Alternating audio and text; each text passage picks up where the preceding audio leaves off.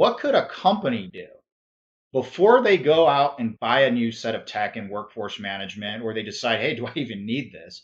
What should they be thinking about? What should they be doing before they go out and, like you said, do it backwards and decide technology is the first thing before the process? We break it down very simple internally here when we're helping organizations with the procurement process is we break it down to people, process, and then technology. So we first look at what their people landscape look like. Do you even have a workforce management department, or is your workforce department a person of one, right? And it could be, that can be the case, and that can be okay, right? We just need to know that before we say, okay, we're going to put you in this large scale piece of technology that needs, going to need an actual department to run it, right? If you're a person of one, then maybe you start here. So we first look at the people organization to see, okay, what's the skill sets on the team? And then we start to look at what it is that you actually need, because rather than you get sold on features and functionality, we want to make sure that what you need is what you get. So we look at the people landscape, and I think people or organizations have to first start looking at the resources that they have internally, and then defining what that process, because we're talking about workforce management, but it could be quality, it could be speech, it could be contact center, CX, customer experience, it could be employee experience, it could be so many different things that we're talking about.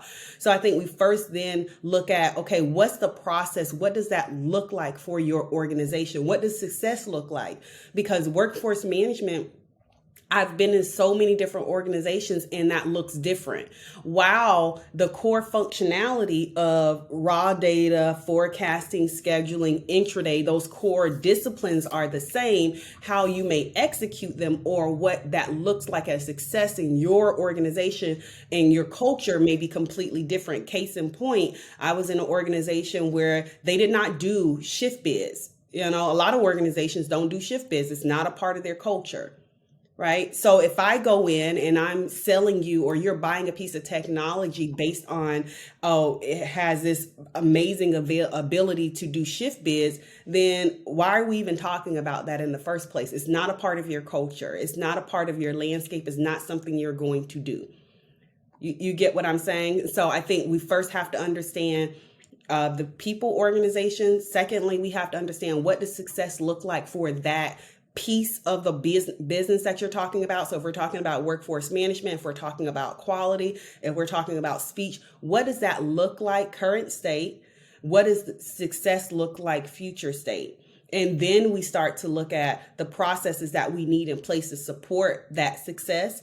And then we layer in technology. And so we have a slightly different approach to what I see some organizations do, where they just start having technology conversations.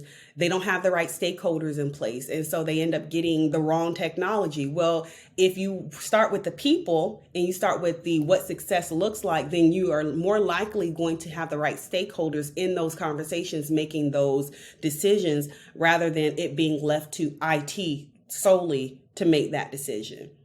And then you get the wrong technology. Now, So that would be my thought.